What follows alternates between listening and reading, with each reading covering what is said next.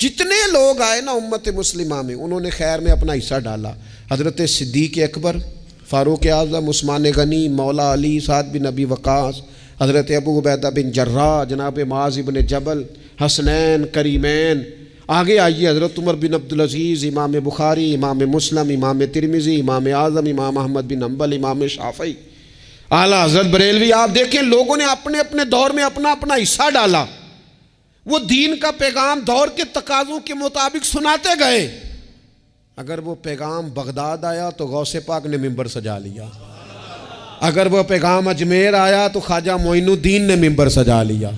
अगर वो पैगाम पाक पतन आया तो बाबा फरीद मिंबर पे बैठ गए, दुनिया को अल्लाह अल्लाह सिखा दी।